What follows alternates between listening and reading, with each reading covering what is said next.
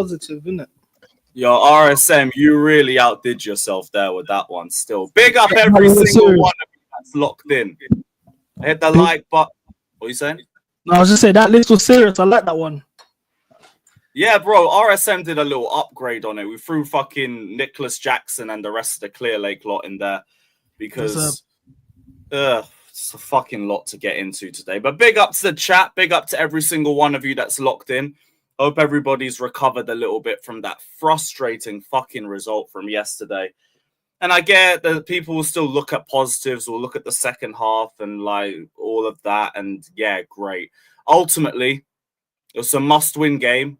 This is what we were calling a cup final. And we fumbled basically another cup final. Thankfully, everybody else dropped points around us, but that shit is just bittersweet as well. But we're here to delve into everything regarding the game and the run-in for the rest of the campaign. Big up to the chat. Big up to every single one of you. Big up to every single one. Run up the like, subscribe. If you haven't subbed to CB yet, first off, the fuck are you lot doing? Because he's been here for fucking weeks at this point. So everybody make sure you're subbed. The link is in the title. You guys literally won't even take you away from a tab. So hit the like button, subscribe to CB if you ain't done so already. And yeah, shout out to the leader of the Make Chelsea Great Again community. I hope everything's well, bro. Big up, man. Big up, man. Thanks for having me again. You know, it's a pleasure. Nice to start the Monday with the Chelsea community. I started it with Midday Live, but I prefer being with the Chelsea lot, man. I feel like I'm at home. We can really talk about our problems. I hate speaking about our issues amongst rivals. You know, I said this to you at the start of the season. Like, it's like airing out your dirty laundry. It's like telling your parents' business in school. Like, I'd rather do it at home when everyone's here and we could. It's like therapy. How are you doing? So when you're representing the family and all that, it's like I don't want to bring out all the bad shit, but you're gonna make me talk about all of that because we've gone and we've fumbled the bag at Newcastle, and people are gonna say it's a scapegoating thing when we talk about Nicholas Jackson. I'm sure we're gonna get to that at some point, but the way that we played in the second half just makes me think that if we had just had 11 men on the pitch, we're leaving with something. Be it a draw, be it a victory. We don't want to have a draw coming out of this game anyway. But I would have taken anything over nothing. And because of one stupid moment in the first half, we were literally handicapped. And even when we were playing a better brand of football in the second half, we were still handicapped in terms of build-up, in terms of finding a focal point in the box. And that's just where like, I genuinely just feel betrayed. I feel so betrayed by Nicholas Jackson's decision in that one. But what was your initial thoughts coming out of that Newcastle 2-0 defeat, bro? The same old feelings I've been having for the last 3 years when it comes to this team. When the pressure's on and we actually expect you to do something, you let me down. Going into that response after the Liverpool game where a lot of people didn't have us winning it, and then to win in that fashion and then come out the week after like that. Not to mention the way everyone was celebrating after that win. When I say everyone, I don't mean the fan base. I mean the players themselves. In the dressing room, I saw Palmer crying. I saw all like you'd think they won the trophy and we received a guard of honor today with those celebrations. And then I wouldn't have really have nitpicked on it as much had we followed it up and won. But it just felt like I don't know, man. It's like we have good weeks and then you make me feel shit again. It's like I feel like an idiot sometimes for bigging up the players and all of this stuff when you guys do this stuff. Like even last week after the Liverpool game, I said, "Well, salute to Maresca. That's your biggest win of the season." Like, and then to come out, it's a shame. And then I wouldn't just put it like it's very frustrating seeing that Jackson situation because I wouldn't put it all on Jackson when in the first 30 minutes we was under pressure. That red card happened in the 33rd minute was the challenge. VAR looked at it for a minute. In the 34th minute, the red card was issued. At that point, we had 0 shots on goal, 0 shots on target. We was getting pressured. We were lucky to be only 1-0 down. The game plan went out the window within 2 minutes. Like that's frustrating to see. And it was the effort levels. Like Jackson had a chance as well, which has gone under the radar a bit, where in the first half when the ball got crossed into him, he didn't even jump for it in the near post. He didn't even move. You noticed that too, yeah. And it's just like, what are these effort levels like? It's actually a shame, man. And then on top of that, knowing that, okay, Your season's over with 10 goals after going 4 months without a goal from December to April, basically. And then your season ends like this. And on top of that, we have no striker for the rest of the season. We must win games. The silver lining is, of course, Nottingham Forest drop points, City drop points. But even that's just bittersweet. Yeah, because I didn't expect nothing from Forest Leicester. I expected nothing from City Southampton. We actually got decent results in that. But because of the way we handled this game, they both got a point over us. In spite of all that. It's just fucking annoying, man. Now, like, I get it. Like, we didn't start the game well at all. But when you have bad starts like that away from home, for me, it's genuinely just about getting yourself back into a level of comfort. Getting yourself a little bit of momentum to ride into. And we hadn't seen that in the first 30 minutes, but we were still, like, in the game. It was only a 1-goal swing. If we had taken that to half-time, 11v11, with the way that we came out and the changes that we made in game, I really think we would have seen an equalizer, maybe even seen a second goal. But we literally already killed ourselves off because we had gone down to 10 men. And that's why I'm so frustrated with Jackson. Like, you can make the argument about intent and everything like that. Did he actually try to elbow him, or was he being reckless? I think he was more being reckless. But it came from frustration. I feel like it came from frustration. I didn't understand I'm not a tactical. I'm not gonna come in and act like I'm a Freudian level expert of the game, and I've read Cruyff's books and De Zerbi books and stuff. Like, just spamming the long ball. Like, I banged ball. I was a 9, innit? And I know we're facing a back three of Dan Burn, Shah, and Sven Botman, and he was isolated in that final third, and all the service he was getting is a long ball, which he was going to obviously lose to those physical centre-backs consistently for 30 minutes straight. And you could just see he lashed out of frustration. He knew he wasn't winning the duel, and he was just like, well, I'm sure he's not a malicious player. I've never seen him do anything malicious or anything of the sort. It was stupid. Something that's irritating me is everyone saying, oh, he's inexperienced, he's young. I've said this for months. That guy's not 23 years old. He's definitely touching 35. And I've seen the unks in that bang ball and do football sessions, and they're mad physically fit, but they're uncles. And sometimes they are a bit tasteless. You know what I'm saying? They do little stuff.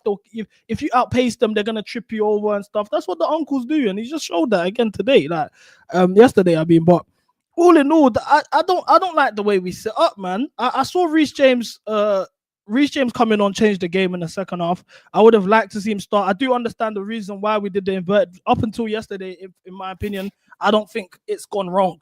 Obviously, Caicedo as an inverted right back. I did see at certain points last week where in the first half we had 32% possession against Liverpool, and I was seeing out of possession, because it's rare that when we do that system, we're actually out of possession a lot. So for the first time stretches in the Liverpool game when we're out of possession, and it's like, oh, okay, Caicedo's actually playing right back. We saw Gakpo trying to test him a bit.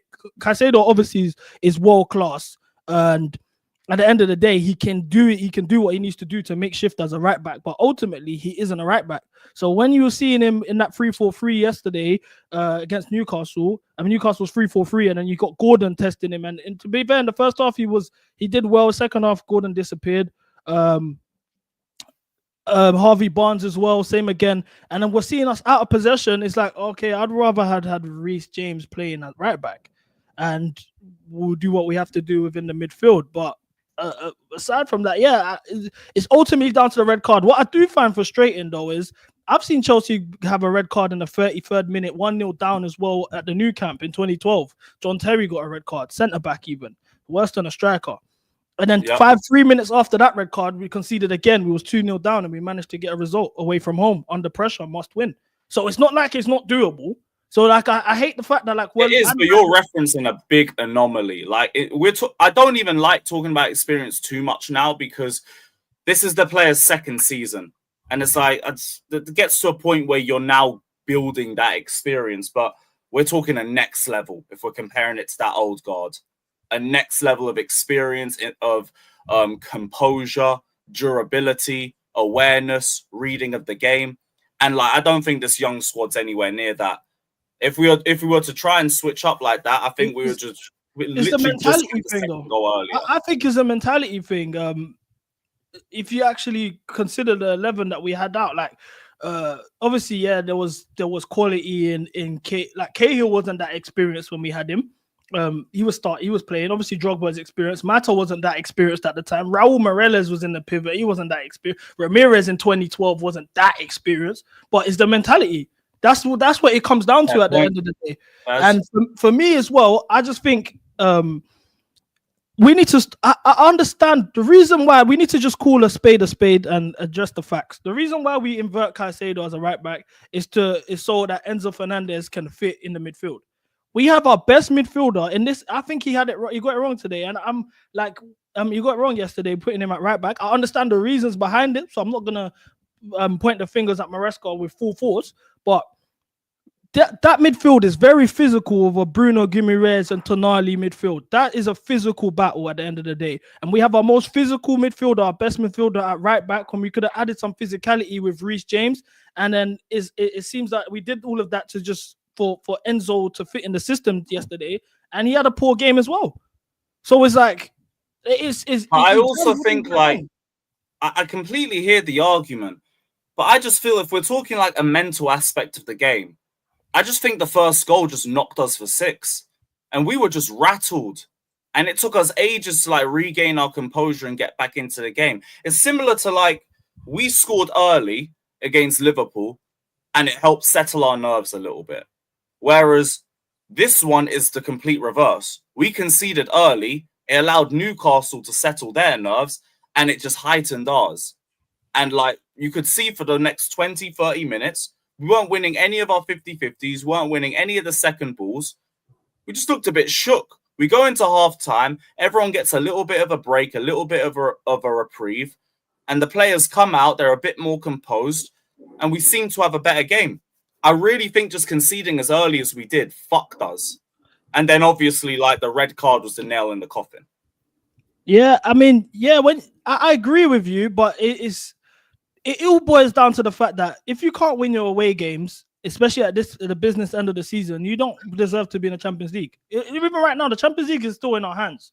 If we can't beat 16th place United, who have 16 losses this season, and we can't beat Nottingham Forest, who have 4 wins, 4 losses, I mean, 1 win in their last 5 games, then we don't deserve to be in the Champions League. Even if I'm not mistaken, we haven't won an away game in 2025 in the league. Fulham.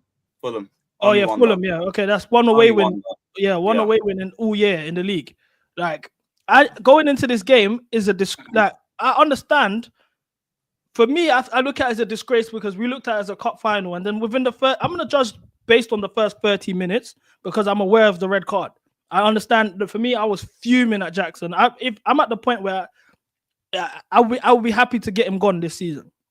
At the end of the season, I don't care. But for me, the first 30 minutes, the way we came out, from the way we set up with Caicedo as a right back, I think we should have went with a 4-3-3 and been compact in the middle of the park. We're away from home. Let's actually be compact, dominate that midfield battle at the end of the day, and then hit on the break if we have to. Because if we watched the Liverpool game, the way we played, Maresca came out after the Liverpool game and said it was a good win, but we didn't play my brand of football. And we had 10 men behind the ball at many stretches of the game against Liverpool. We was hitting them in transition. We was defending in our box. All of these things, and it's like it went out of the window when we went against Newcastle, and I don't know why. That was again because like the way Liverpool played allowed us to do that because they were playing high and they were pressing. With Newcastle, you get that early goal, they were allowed to just stabilize themselves. They were sitting back in a 5-4-1 as soon as we got the ball because you got the lead.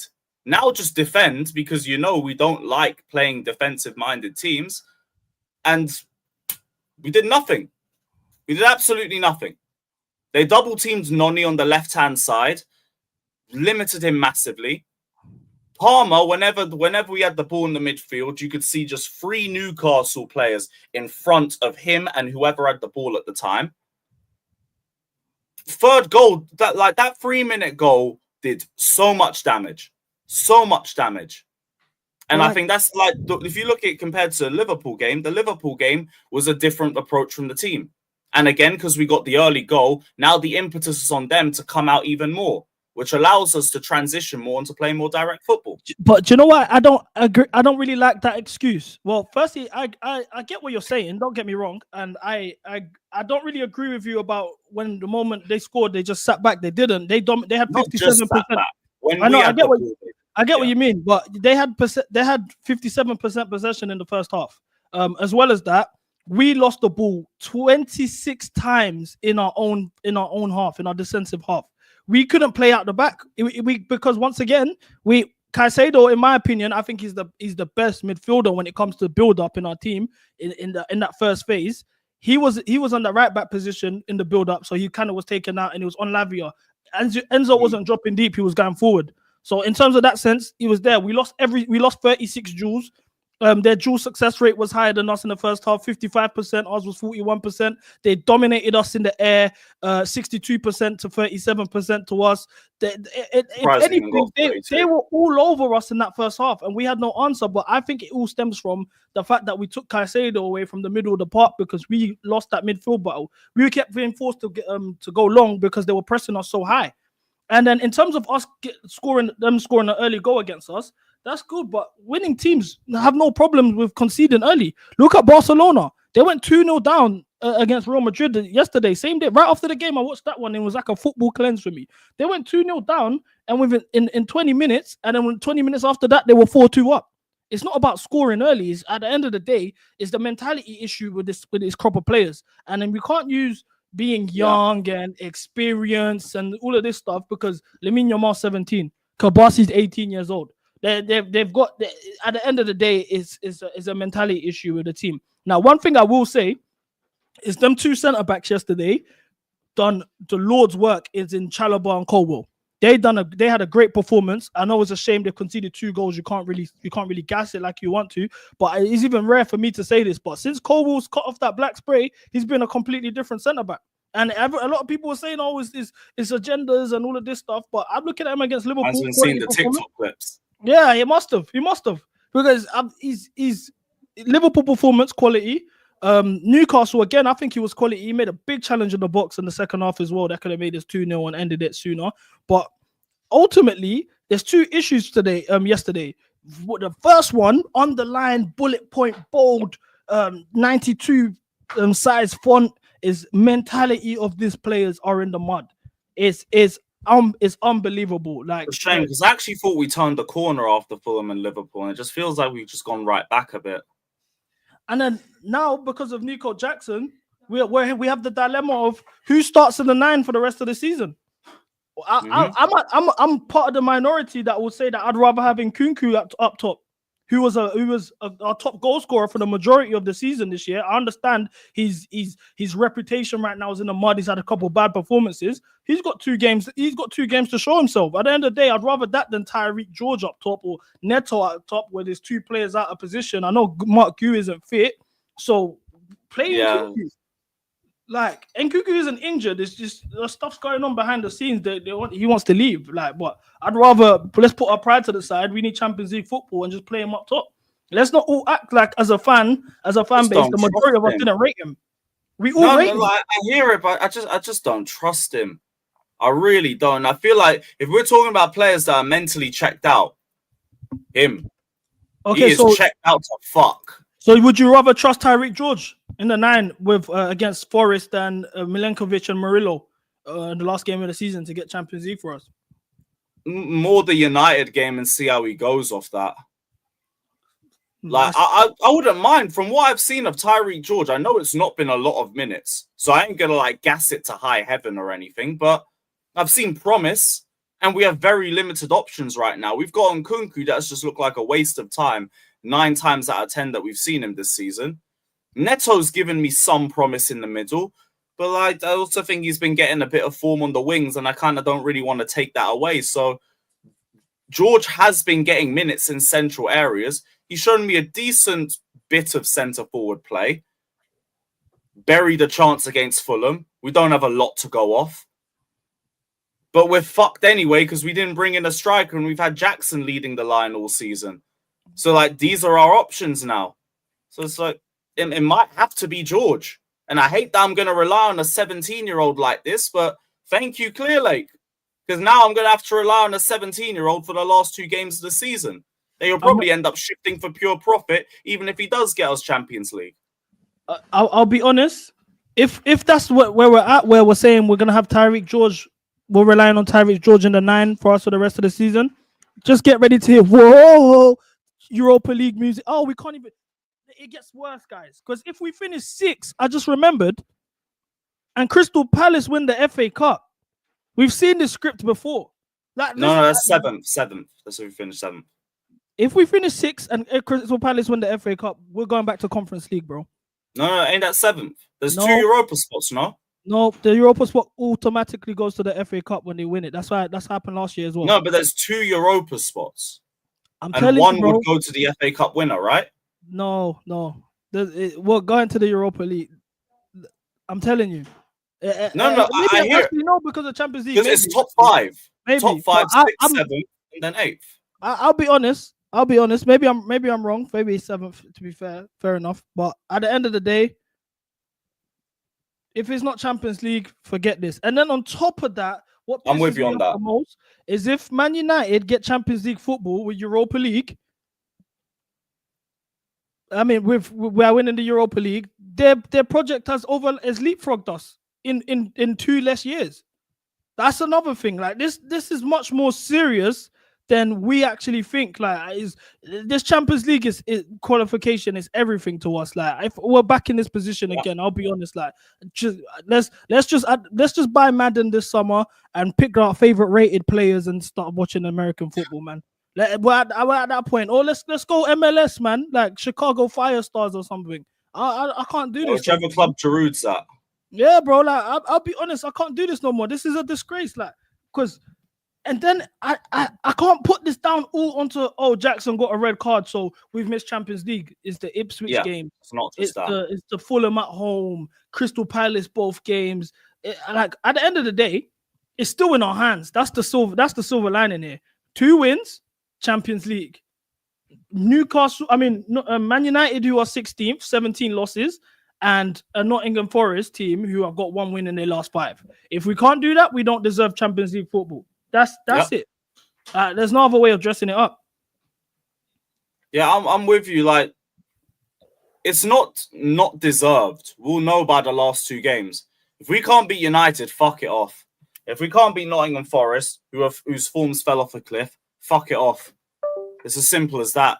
Or who knows, maybe even West Ham will end up saving our top 5 hopes and there'll be Graham Potter getting us UCL football. Fucking imagine the headlines on that one.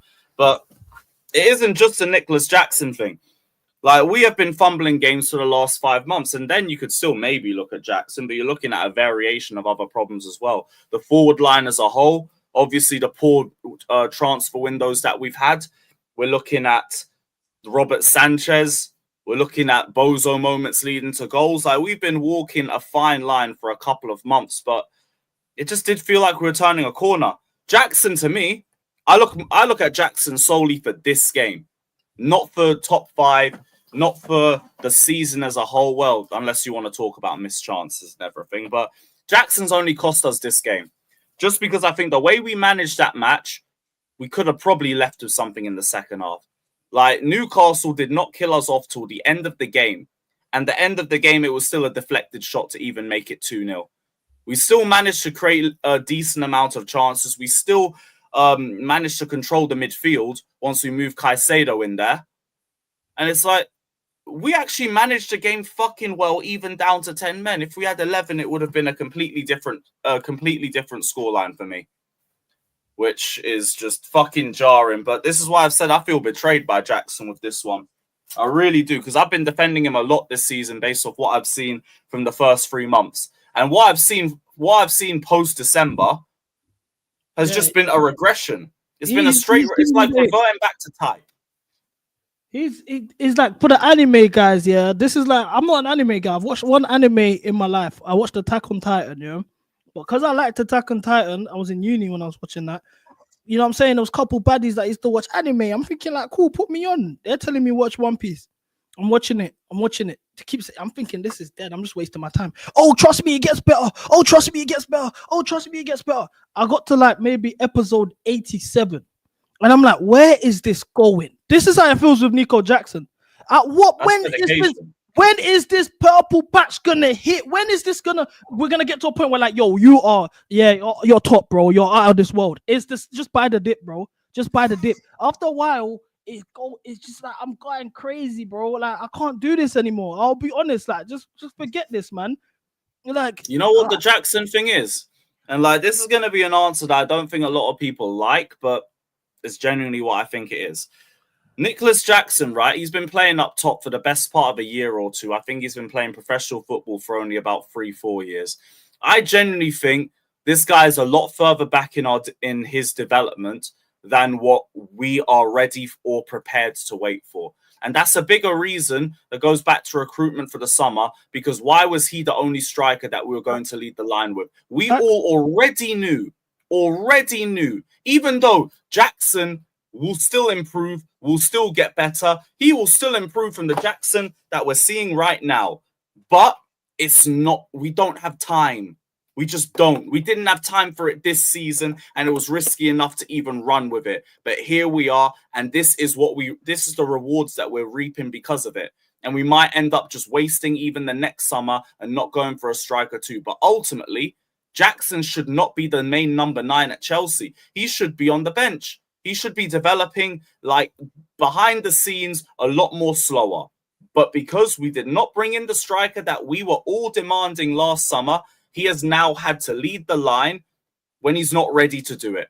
And we have clearly seen he hasn't got the consistency for it. Now, I do still believe Jackson could become a world-class talent in a couple of years' time. But that's a couple of years' time. I don't even. I'm done with all of that stuff. This is. I get you. I'm with you too. We need more.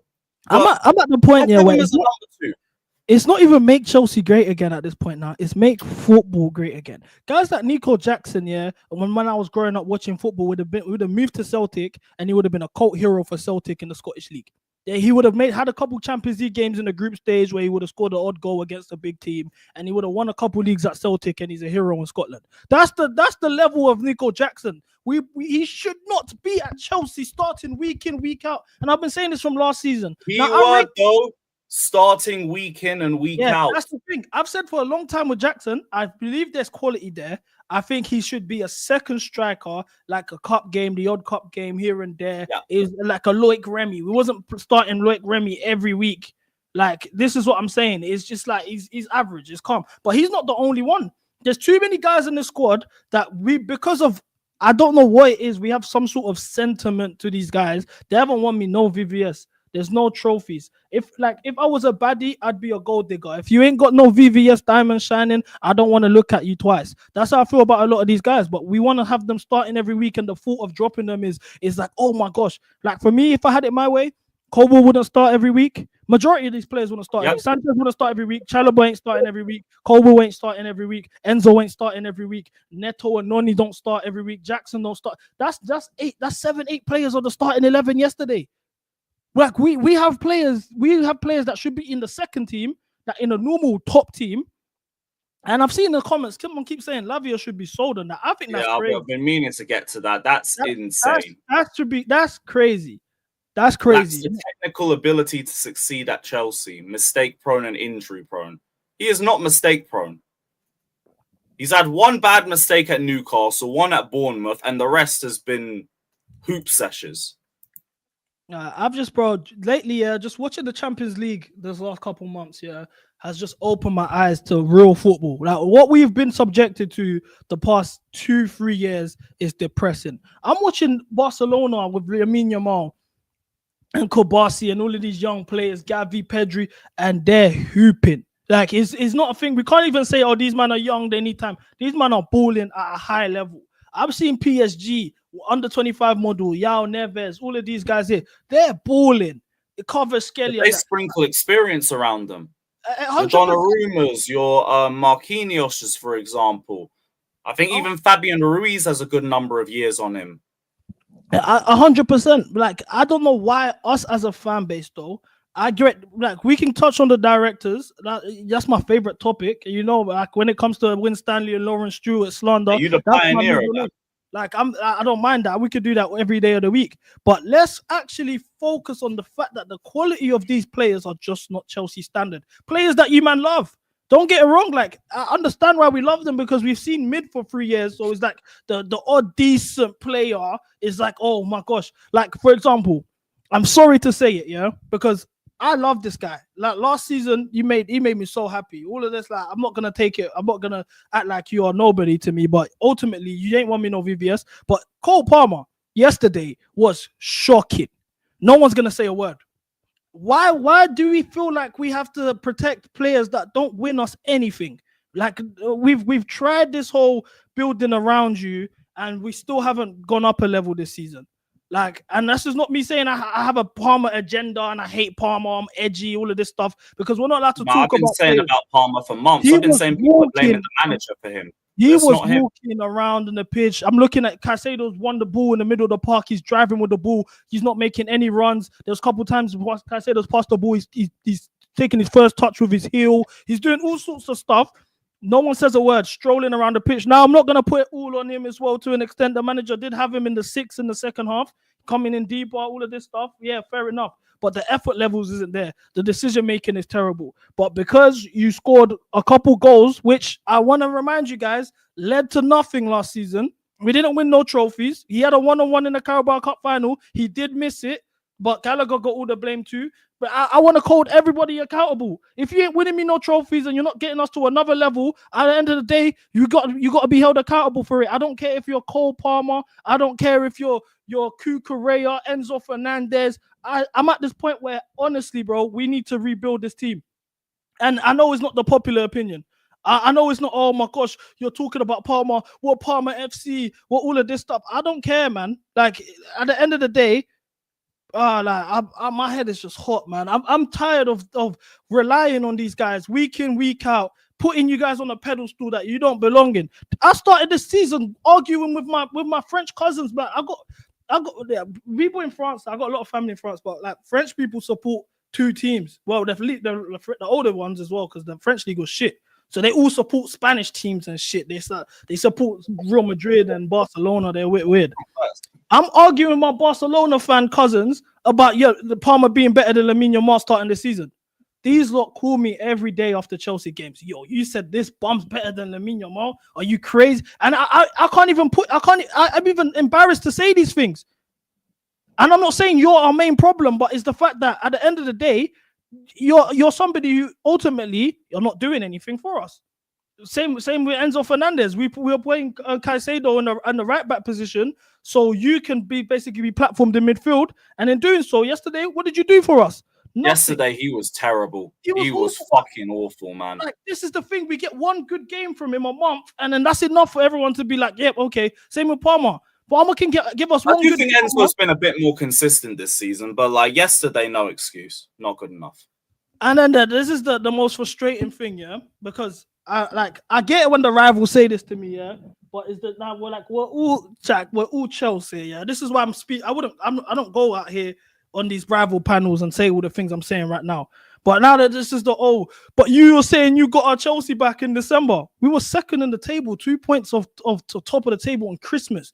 God forbid I was happy to see our club in that position. Should I have not celebrated? Should I have been upset and irritated with the fact that we were second just so now we dropped? Did I foresee us not being in Champions League qualification? We assumed in December Champions League was sorted. We don't have to worry about Champions League. We was looking at the last 10 games of the season saying, how could this affect our title race?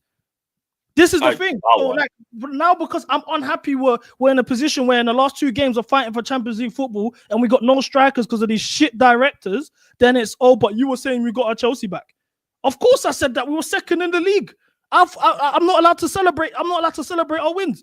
Like, I get when the rivals say it, but when we were all Chelsea fans talking here, we were all happy that we were second. We was all gassing these players to the moon. A lot of men were vouching for the manager. So, like, why now? Because we are in this position, we are not allowed to call this stuff out because we were happy that we were doing well a couple months ago. For me, like, that whole sentiment about your mood around December, I only think it really needs to be brought up if, like, I don't know if you're one of the people who were saying the manager was wrong for saying we're not in a title race, because A lot of us did think that, and that was proven correct.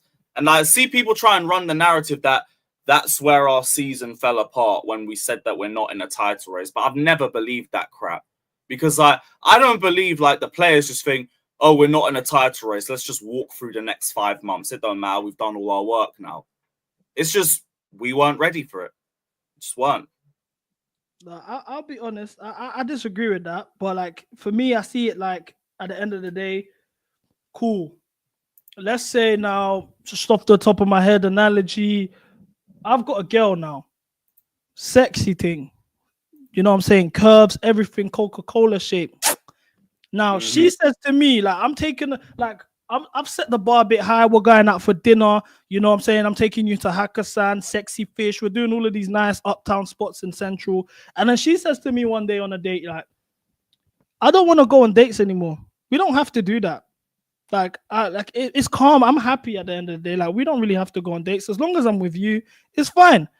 Naturally, as a man who's spending all this money going all to these uptown spots, what am I going to do? I'm chilling. I'm staying at home. I'm not taking you out anywhere. Effort levels are gonna drop, because this is the same thing with this title race talk. At the end of the day, if the manager is publicly saying, ultimately, obviously he's not saying this verbatim, but ultimately he's saying these players are not good enough or the quality enough to go on the title race, so we're not in that. We are not able to compete. What's that? What precedent does that set on a young, impressionable squad? Like, do you know what I'm saying? Like, is ultimately at the end of the day, that has an influence. Now, I'm not saying it's all on him saying that. The players. But what I think the narrative was meant to be was, that's not our target. Our target wasn't to go for the league title. It was to get ourselves back into the Champions League. Once you confirm that, then you're sorted. Then you can try and look at the league title. My whole thing was like, if we can get to 70 points or something around March, April-ish, then I'm really going to start thinking about the league. Because you pattern top 4, top 5. I ain't got to like worry about, are we going to reach our target for this season or not? So, yeah. Like, that's why I kind of disagree with it as well, because I don't think it sets a bad impression, because you look at it from a game-by-game perspective. It's not like the effort level from the squad dipped. It was just poor moments from individuals. Jackson stopped firing. Palmer stopped firing. We started making more mistakes at the back because we lost Lavia and Fofana. And like all of that just seemed to spiral. And then January comes round and we do nothing but buy a Mugu so we can hold on to him for fucking Strasbourg. He don't even play. He's not even on the bench against Djurgården in the second leg, and we're 4-1 up on aggregate. That's how unready he is for Chelsea. I agree with you, yeah. Don't get me wrong, I do agree with you, but you also need to, it's about the timing. Like what you're saying, that drop off of form came when the manager publicly was saying stuff like, the owners never spoke to me about Champions League football. I think we're ahead of our targets in terms of Champions League. All of this stuff, and then you just see the form just dropping and dropping and dropping, because you are the leader at the end of the day. We've had managers, we were 9th in the league when Thomas Tuchel took over, and he said, I want to make this team hard to beat. We didn't lose a game until West Brom. Random anomaly game. We went on to win the pinnacle of world football, European football. At the end of the day, the coach sets the standard. I agree. There's experience. There's an experience issue. I completely agree with that. But there's also a standard that needs to be set by the manager. And when you're publicly talking down on the squad and saying they're not supposed to, like, brushing off targets. Like, why are we surprised that a drop in form happened around the same time? He wasn't talking down on the squad. I thought Poch talked down on the squad, because like he'd always talk about how we're meant to be competing for titles, and then like saying the players were the reason why we didn't win games every time we dropped points. Maresca wasn't doing all of that. He only ever brought up individuals like messing up when it was a training thing, like Noni, for example. I also disagree with the idea that our form dropped when he was saying that, because he said all the way up to February that there was no targets. All the way up to February. Our form only dropped in December. But the whole campaign, he was saying there was no targets. I'm not thinking about no title race. He was even trying to lie about Champions League not being a target. We all knew that was bollocks. But then in February, Kukurea comes out and says the target is Champions League football. From February, how many games have we lost? Arsenal and Newcastle, if I'm not mistaken. We've lost 2 games since February. Arsenal, when the players Newcastle, Villa, come out there. That might have been the Brighton games too, to be fair. No, that was afterwards. It was afterwards. The Brighton games is when Maresca made the comment. Then Kukurea came out a couple weeks later and said, "No, we want Champions League football. Like, that's the target. We know that's the target." You know what also happened around then? The protests. That's when Maresca started talking about top 4 being the target. As soon as there was wind of protests before the Southampton game, now suddenly I want to do the whole standard store. So like, yeah, top 4's our target. Top 4's it's always been our target. Yeah, we knew you were just lying. You didn't want to tell us that. Yeah, like I ultimately, like for me, the bigger picture here is the sporting model. I feel like a broken record. I've been saying this for almost 3 years. The bigger picture here is the sporting model, the wage structure, and the experience levels in the squad. And the directors are criminals of its at the highest degree. This time last year, May last year, we lost 5-0 to Arsenal. DJ Drogba had to come out. He probably got paid by the club to put out a statement saying, "Believe in Nico Jackson." This time last year, we wanted another striker. We wanted another goalkeeper, even though Petrovic was in goal. The keeper that everyone wants to be our keeper now, number 1. I would rather get another goalkeeper. Mike Menon's got 1 year left in his deal. Milan are not in Champions League football. Or any European football next season. Go and get him. But anyway, that's besides the point. We knew we needed a striker. We knew we needed a goalkeeper. We knew we needed centre-backs. We knew we needed potentially some extra legs in the midfield because we actually just lack P&P. We knew we needed goal-scoring wingers. Now, a whole year later, what are we doing, chat? Oh, we need a striker. Oh, we need a goalkeeper. Oh, Andre Santos can come in and help in the midfield. Oh, might need another winger. All of the same things we're asking for another year. And they told us this was a 4-window plan until we can compete, and the 6 windows open. And the end of the 4th window, that we were linked to John Duran, we was linked to Samuel Morodian, who, by the way, has only scored 1 goal in his last 15 games in the Portuguese league. We was linked to John Duran, we didn't sign him. Osimhen links throughout the whole summer. On the last day of the window, we didn't get him. Olise links for the whole summer, didn't get him. And then we was given Sancho, Yao, Felix, and the whole fan base celebrated. Everyone was happy with it. Everyone was saying we have the best depth in the league. You could put 2 different 11s. We have 22 players, A team and B team. We was chatting shit to Arsenal fans saying our B team will probably beat your A team. All of this talk. And then now, ultimately, we're at this point of the season where everyone's asking for the same things. Stop giving these directors a chance. And do you know what's so frustrating? Majority of the Chelsea fans, if we ask them, who do you want this season? What signings do you want to bring in? All they're going to do is bring out the list of players that these directors and the board have put out and briefed to the journals. Oh, Liam Delap or Ekiteki. Oh, bring me Hoyson. Oh, like all of these random guys that are not going to do shit for us. I'm seeing starting 11s for next season, and they got Estavio Willian on there. And then when he has a bad run of games in his first 8 games or whatever, everyone's going to be hating on him. Esteval's got 2 goals in 8 games in the Brazilian league. And I'm not using that to slander him, but he's not of the level that we need to take us to where we belong. And then when we call this out next season, it's going to be, well, it's a different team. Oh, we're not the Chelsea of old. Oh, the experience. Stop giving these directors a chance. Stop. Why do they deserve the right to spend more money this summer? Why are we giving them money to spend? Until these directors go, if we don't get Champions League football, I don't want no incomings. I don't care. What are we gonna do? Bring in Hoyson and Esteval and Liam Delap. That's another top 5 race. Once again, like, if we could get Osimhen and nobody else, I'd be fine. But why it's frustrating is because I'm aware majority of the fan base want the directors gone. It's now become the common consensus. Thank God.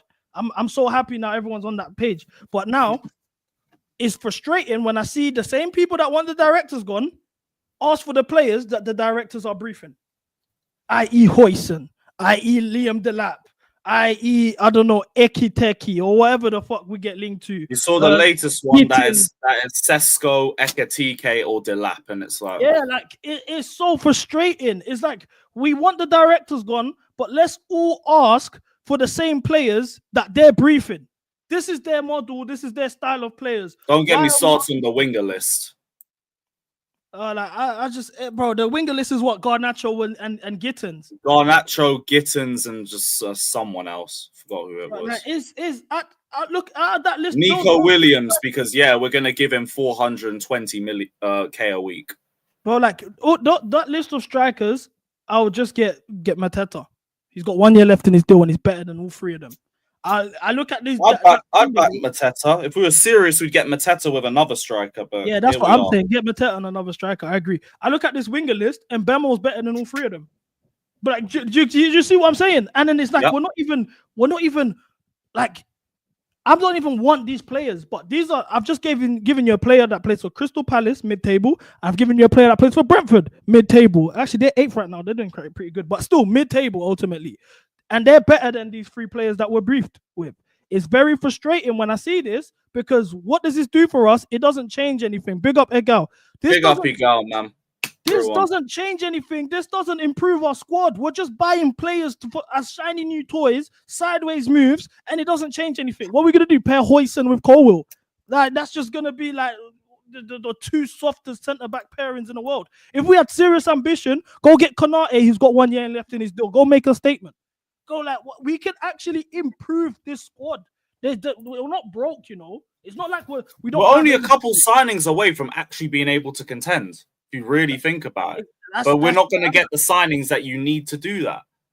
I'm generally so I understand sometimes. Yeah, my message, like I've established that when it comes to this, I'm the wrong messenger because I've been radicalized by Clear Lake. They've taken me to a point where like I'm just my head's so hot. I don't care about any of these players. Like I'm at that point. I don't care about Enzo and Palmer and Caicedo and Maresca, all of this type of stuff. I'm way past that. I don't care about any of this. I just want these directors gone. If I know they've brought them in, I don't care. That's where I'm at because nothing's changing. The only way to shut me up and silence me and change my views, win a league title. Win the Champions League. That's it. Like it's just so frustrating. And then I'm looked at as, oh, you're so negative. I'm probably one of the most, when we win games, I'm one of the most shameless Chelsea fans. I would say we're the best team in the world. We've got the best players in the world for everyone. That's me because I'm Chelsea. But my issue is when we lose, I just wear my heart on my sleeve too much. That's the problem. I'm either too high or too low. But once you understand that, you're calm in it. You'll realize that. But ultimately, my message is very simple. Directors need to go. These players ain't good enough. We need experience. We need a whole new spine. If anything, you're saying we're a couple signing short from competing. But to win, we need essentially a whole new spine. We need a 500 million window. That's the truth. We need a goalkeeper. Maybe 2 centre-backs. They're talking about this Saar guy from Strasbourg. I haven't watched him. I'm not a tactico. I don't sit here and go on Wide Scout and watch everyone's in games, whatever the fucks. So I couldn't comment on Saar. So for me, I don't know what to say. I'll bring in another centre-back. I like Konate. He's got 1 year left. I'd bring him in. I look at the midfield. I think we need some extra. We need P&P. You look at the Newcastle midfield, even, for example, PSG's midfield. They got Yao Neves, Fabian Ruiz, Vitinha. Yao Neves, in terms of ball winning, is probably one of the best ball winners in the world. That first leg performance against Arsenal was Kante-esque in terms of his challenges, his timing, his engine, up and down in the midfield. Barring Caicedo, we have one midfielder that can do that. There's 0 P&P in this team.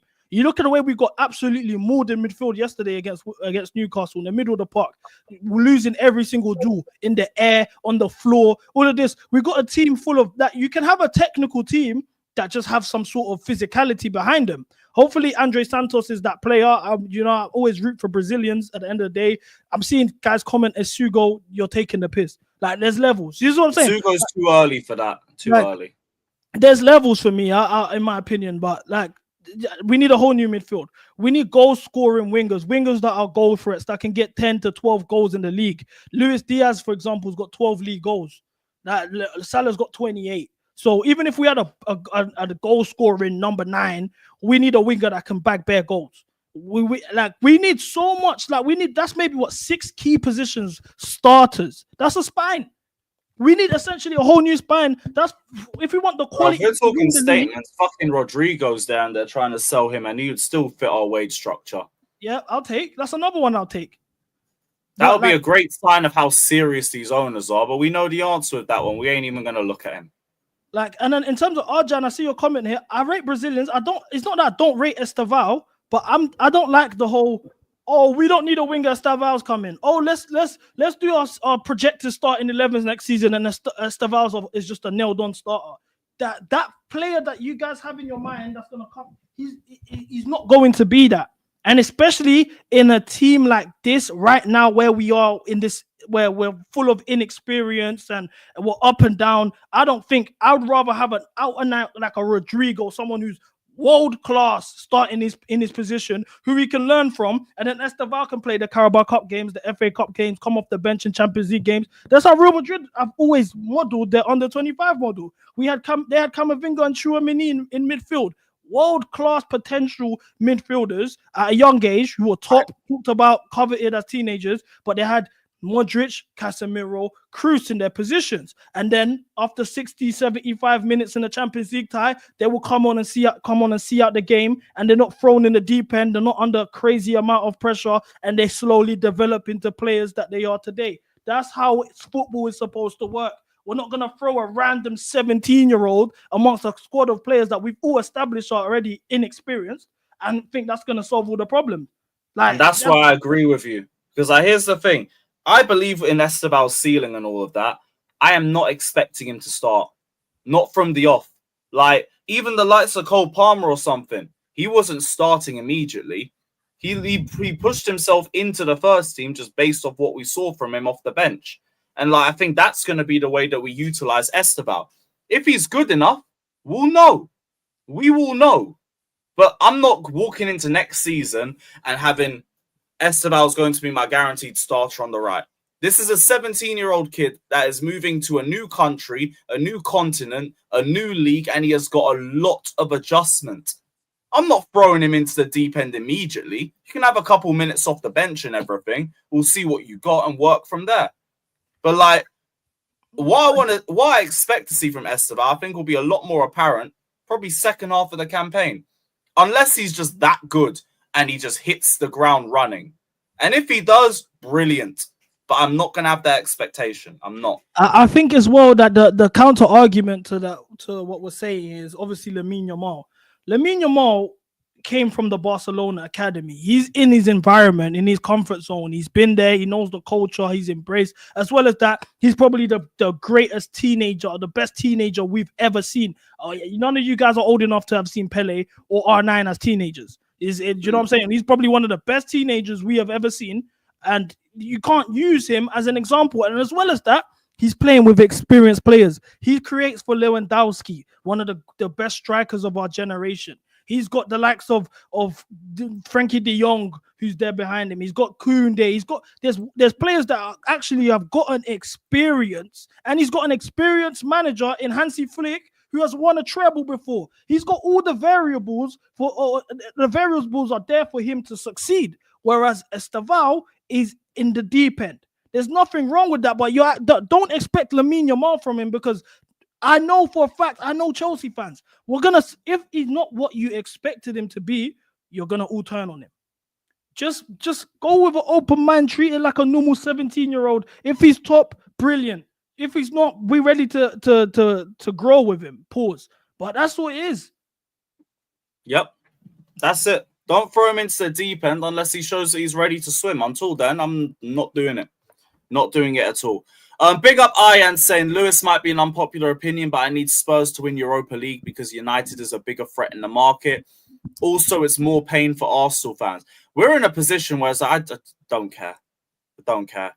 Spurs win, United win, a rival wins. I don't give a damn. I'm just going to weaponize it for what it is. I don't want United to win, but the Chelsea and me will never back Spurs to win any sort of final. Never.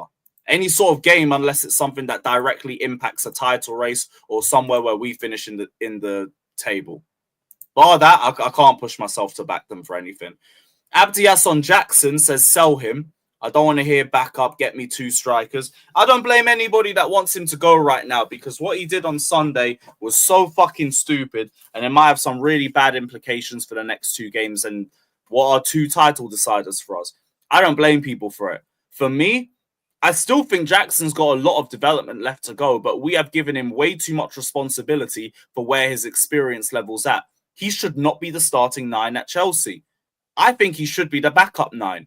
If people want to go get 2 strikers and cash in on him, fine. But I do think a much better player is going to be there within a couple of years' time. The problem is we don't have a couple of years to keep playing him up top. So I'm with everybody that does not want him starting. He should not be starting next season. He shouldn't have even been starting this season, to be honest. But we all know the reasons why for that.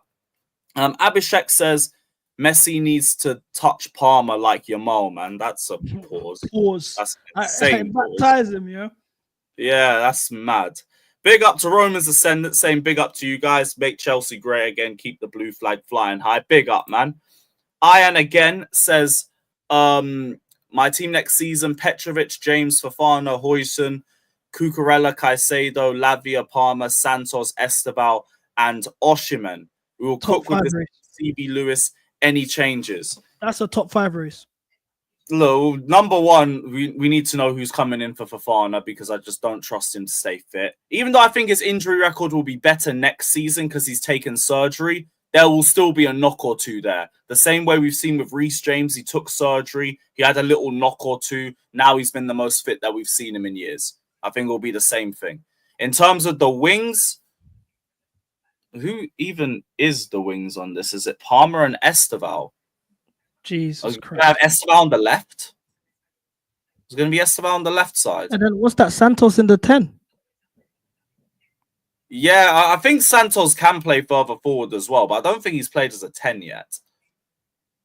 I'd change the wings a bit. I'd change the wings. I've had Palmer occupy the 10, and I'd add another winger to that. Probably one that we've already kept. I don't know if you'd make any changes, though. Yeah, I would have Mike Menon as the goalkeeper. If we're getting a left centre back, I would have Konate. He's got 1 year left in his deal, and it doesn't look like he's renewing. I think he wants like 180k to 200k. I don't think Liverpool want to pay him that. I would.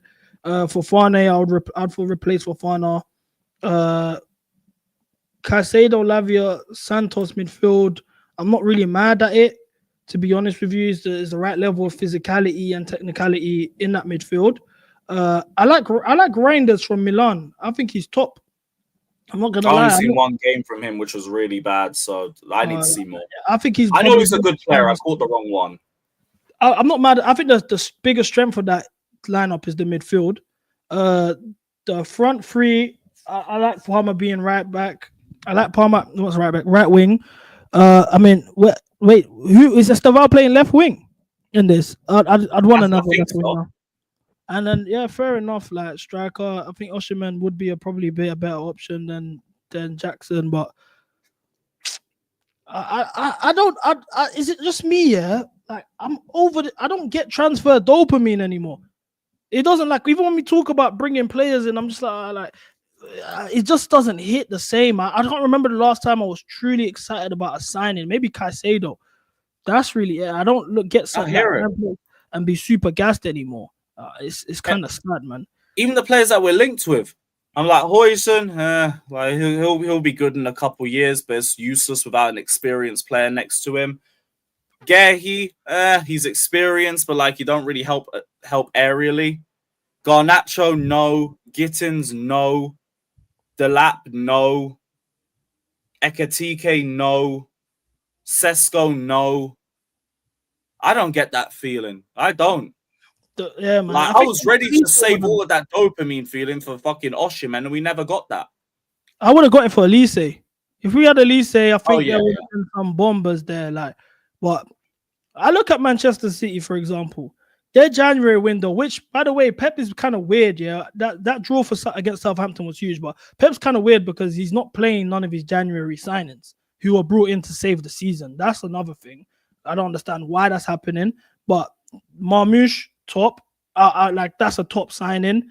I look at the way that they move, like Nico Gonzalez, they're bringing in Morgan Gibbs-White and Florian Wirtz. They're linked to Reinders. The players that they're linked to with their club, you can tell they're signing players because they want to win again next year. They're coming like, okay, we want to be in the title discussion again next year while having a mediocre season. We are on our third mediocre season, and you're bringing in more project youth. Oh, let's hopefully Huijsen gets good in 4 years. all of this stuff. It's bro. I'm so over this stuff, man. I'm at my breaking point now, man. Because I just look at this. All we're being briefed with is another top 4 push. Are you guys like prepared for that next year? Like, if you was told next year, yeah, we're another top 4 race, we might finish third. We might get a couple big 6 wins here and there. We finish third. I don't know. We go far in the Europa League, I guess. Would you be happy with that? Is that a good season? No, anything that ain't top 5 for me, I'm not listening. Like, you talking about this season or next? No, next year. I'm saying next year we finish. Oh, next season we should be contending. We should be contending. Fuck all that. Like, it should have been contending this season and top 4 last season. What's contending? Because, for example, Arsenal are 15 points behind Liverpool. The fact that, by the way, nobody else has cracked 70 points right now in the league in May already shows how bad this league is. But regardless, Arsenal are 15 points behind Liverpool, but they're second. Could they say they were contenders?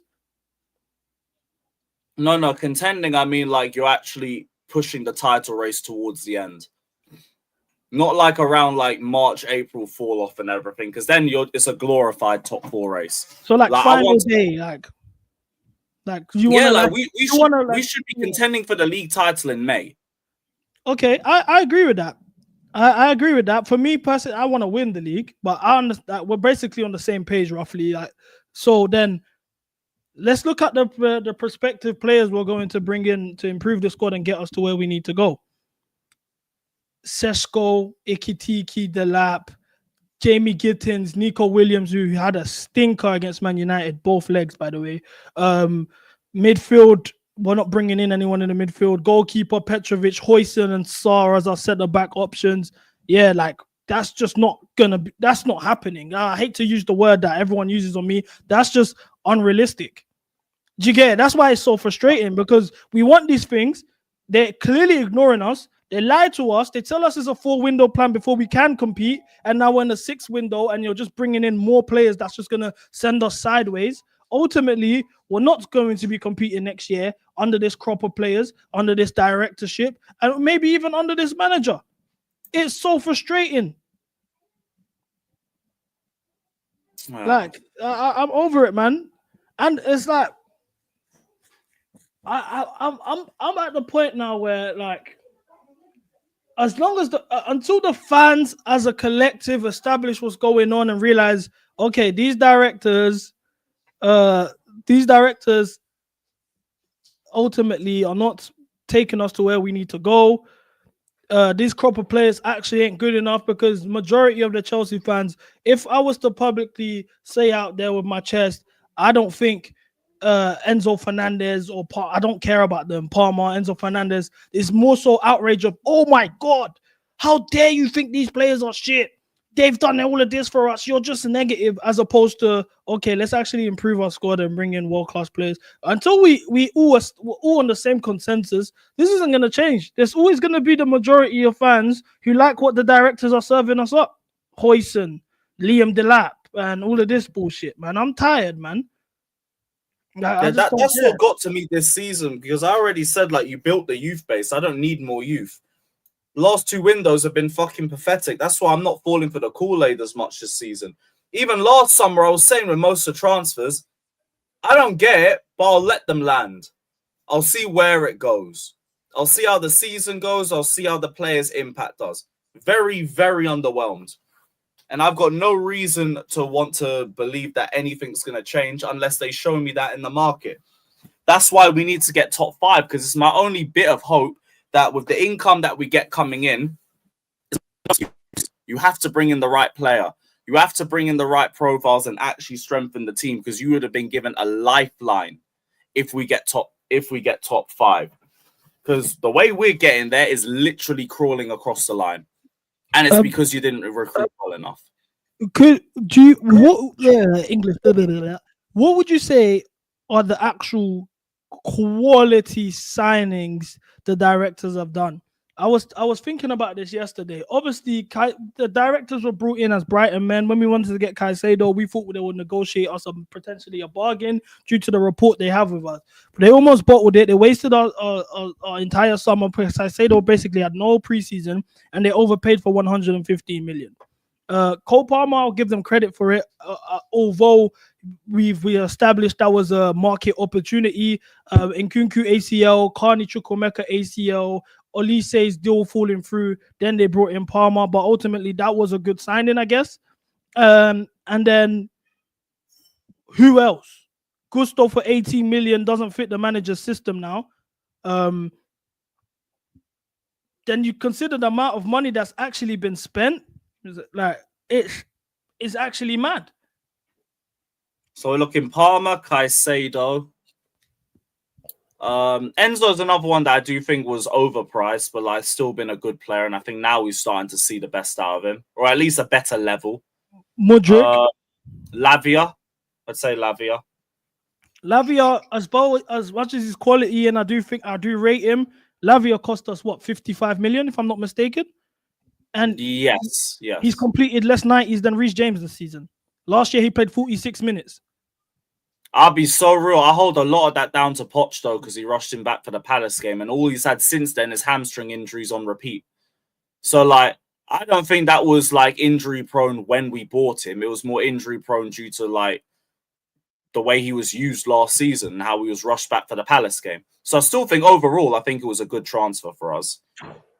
It's too soon to say that, I'll be honest. The jury's still out. I understand where you're coming from off minutes. I get it. Yeah, but for me, I'd still have him up there. When we signed Lavia, Caicedo, and all of these guys that window, which you could craziest thing is that's probably been their best window.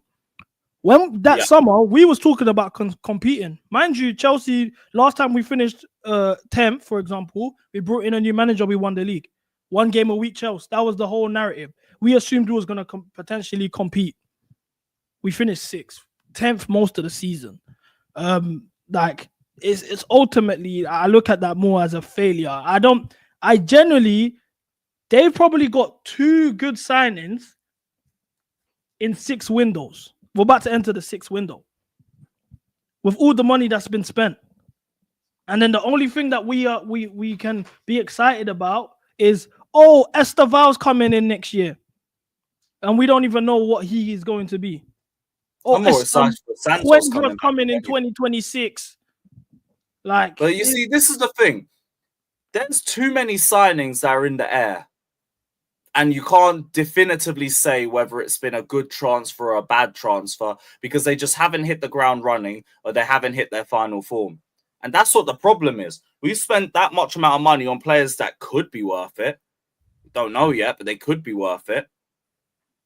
And that's it.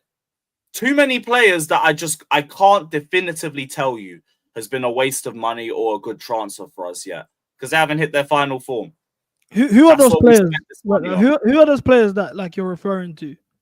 Jackson, don't think we got to the final form with him. Noni, I don't think we got to the final form with him. You could maybe throw Lavia in there too. Gusto, that's another one. Don't think we one good season, one bad season.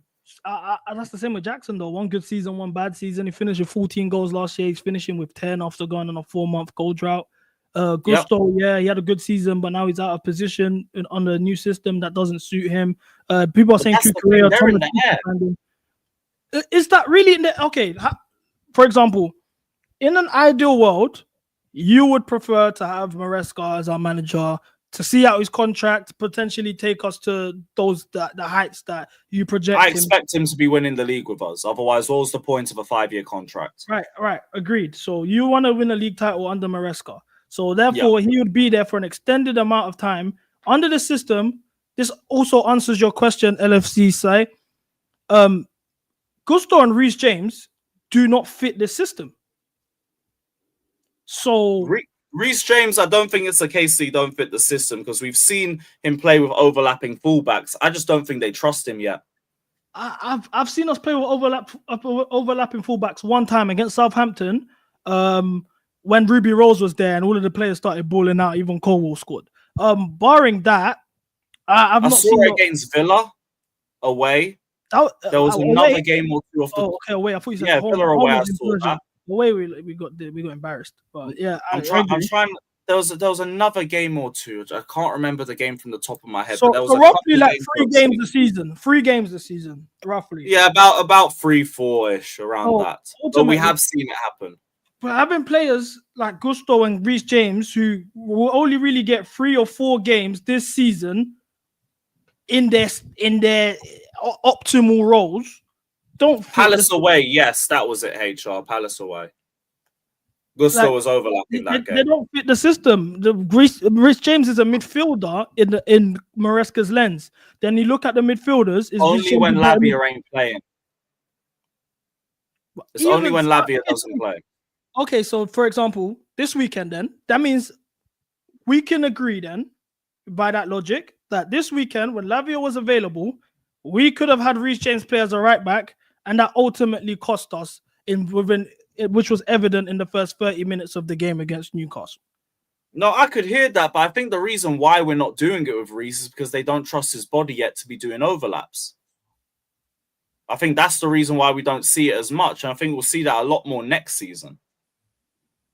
I think in terms of the right back stuff, like Gusto, Reece James, ultimately I just think they don't fit, which is then brings the bigger issues here, which is okay. Let's say we back Maresca's system, we bring him the players that he wants, which would ultimately mean the likes of Gusto and Reece James are sold because we don't play the style of right backs or whatever. Then now we're building for a very niche manager, inversions and all of this type of stuff. It's almost like backing Conte. When we're like, even what Man United might do this summer, and backing Amorim. When you're now backing a manager who's got a very niche system and will need specialist players to play the roles that he needs. In any case, which is not a crazy thing to consider because we are Chelsea and we do bin managers consistently. In any case that we was to get rid of Maresca, we're then now going to find ourselves with a squad that's only suited to a specific style of play. And then if another manager comes in with a more traditional conservative style of football, we've now got a squad of specialist players who don't make sense. Like, we're not recruiting. No, but that would be the case if we brought in a different manager that plays with like a different philosophy that doesn't really prioritize possession-based football. Like, the main idea is, like, that's part of the reason why they want to keep Maresca regardless of what happens, because they want this philosophy to become the club's philosophy, possession-based football. So they don't want to make the change again. Yeah, but possession-based football doesn't mean 3-2-5s, inversions, and all of that. For example, under Thomas Tuchel, we was a possession side. We used to have a lot more of the ball. That was a 3-4-3, overlapping wing backs, and was compact in the midfield, but we was defensive. Like, there's different styles of possession football, but his style is his niche style of play, inverting fullbacks and then midfielders. That style of football doesn't fit Reece James. And then you can say, okay, fair enough, the injuries and all of that. I would rather have Reece James as a right centre-back than a midfielder, if we're going to do that. Because he still offers that physicality. He's still a bit more technically sound, but ultimately he's limited as a midfielder. If we look at the midfielders in that role, Caicedo's a better midfielder than him. Lavia's a better midfielder than him. In terms of doing midfielder things, Enzo Fernandez is a better midfielder than him. He falls lower in the pecking order as opposed to playing as a right back or even as a right centre back. Like, he's ultimately a right centre back role for him. And then if you follow the Clear Lake routine and what we've seen the last 3 years, Reece James, if I'm not mistaken, I'm not a financial expert. I don't have a turtleneck. In fact, let me zip it up. Closest thing I could do today. Let me get my turtleneck mode on. Reece James is probably he's one of our highest earners, if not the highest earner on our team. That Reece James, Raheem Sterling has been off the books this season, 250k in a week, if I'm not mistaken. Then you consider the amount of the role that he plays in the squad, the amount of minutes he plays. It doesn't actually warrant the wage that he gets, as well as that is pure profit. Do not think it's impossible for them to consider offloading Reece James, especially when he doesn't fit the manager's system, who they're according to the briefs are willing to back. So, like, it's this is the thing. It's not out of the realm of possibility that Reece James could actually just be getting slowly phased out of the squad. He's only playing 90 minutes in Conference League games. He's the B team captain. So, like, I hear it. I wouldn't even knock down that theory. But the same way, I also wouldn't knock down the theory that he's just been injury prone for so many years that we're just trying to ease him into regular football as slowly as possible. And that would explain why for so long there's been all the talk of no targets this season. Like, I feel like Reece James would even play a factor into that. Because like we've seen for the whole first half of the campaign, he was barely fit himself. Like, he was still getting knocks left and right. It's only this period now where we're starting to see him even just be available regularly. Next season, I'd be shocked if we don't see him overlapping. I agree with the injuries perspective of it. I completely understand. In the first half of the season, he was getting knocks. He was all of these things. I completely understand. But we're also ignoring the fact that Maresca has publicly said he sees Reece James as a midfielder. So I hear that, but go. No, like that's pretty much. So if you do see him as a midfielder, I don't think it's more so about his body and managing his minutes and all of these things. I think ultimately that's the role that he has for him. And if that's the role that he has as a midfielder, he's probably third or fourth in the pecking order. And then you'd have to factor in the Clear Lake side of things. A player that's a highest earner who is third and fourth in the pecking order and we can get pure profit from will probably be on the way out. See, I hear that. But my whole thing for that as well is that Maresca's lied enough times for me to not be able to take his word as gospel. He's lied about stuff like the whole Chalobah situation, for example. Oh, we have 5 better midfielders than him. Then, oh yeah, we need Chalobah to come back just out of nowhere. No targets for the season. There's always been a target for the season. I've said from the start that Champions League is our target. No, you haven't. So I find it hard to believe that he only views him as a midfielder too. I think that's bullshit as well. I don't believe that for a second. I don't blame people for like just taking what he says because like that's what you aim to do with the press conferences, but he showed he can lie enough times. So like I do still think that there is some sort of role there for Reece James because if that weren't the case, then we'd be willing to sell him. And if we were willing to sell him, we would have probably tried to do it sometime before now. There's never been any attempt to get rid of him. Not once. Because of the optics. And up until this season, if we had sold Reece James, there'll be a public outrage across the majority of the fan base. Up until now, this is probably the only time where people could say, you know what? I hear it. As like they would obviously people would be upset, but it's like, you know what? I can actually see it. And this is probably the best opportunity they have in terms of the board, the business side of things, to say, you know what, let's cash in on Reece James now because he's not getting the minutes, he's playing out of position. A lot of the fan base are okay with him being fit and on the bench. Imagine last season or the season before with Reece James actually being fit and he's not starting games, 3 games in a row. Liverpool, Newcastle, business end of the season. There would be outrage. Majority of the fan base would be like, what's going on right now? Oh my gosh. I reckon, like, I'm not saying we do it. I hope we don't, but I can understand the reasons why they would do it, just of the fact that he's a high earner who's at the end of the day pure profit and is low on the pecking order. Same with Nkunku. He's a high earner, low on the pecking order. He's gonna be gone. Like I know, but it's like they've shown they could do it with fan favorites before. We've seen it with the whole Mount situation. We saw it with Gallagher. We've seen it with Ben Chilwell. They're all fan favorites. I wouldn't even say to like a Reece James level, but close. They are close, and they were happy to offload them.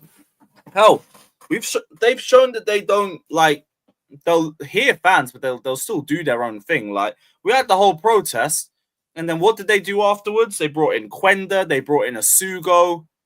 I think there was like one. They brought in Denner, that 16-year-old left back from Brazil, all straight after the protest. That was just like fuck you. We're just gonna keep doing what our plan is to do. So to me, it's like the plan was to sell Reece James. It would have been done time ago, or there would have been an attempt or talks or something. You know what I would have loved? Like what I would love Maresca to do, and he did do it a bit last season when he was saying, not last season, last month, where he was talking about experience oh, in the past you could take off Torres and bring on Drogba. Now I take off Jackson for Tyreek George. I want him to outright say, regardless if we get, because I'll be honest, as much as if we get Champions League, my stance has been the same. And this is not just a personal attack on Maresca. We could have had Xabi Alonso. We could have had anyone. If you miss out Champions League football, I want you sacked. Now, I don't think that's realistic. I do think, regardless of Champions League football or not, he keeps his job. Now, if we miss out on Champions League football, I think he should publicly call out for experienced players, because ultimately the fans are on his side. Majority of the fans are on his side. The directors don't have leverage when it comes to the fan base. I think if he was to call out and ask for experience, and they did what they did last year and sack the manager, for example, that's just going to put much more pressure on them, even upstairs. I think the best thing for him to do is to outright do it the same way last season Poch was doing it, where it's like, around this point of the season, where he's like, okay, we've had enough, I've had enough. We need better players. We need experienced players.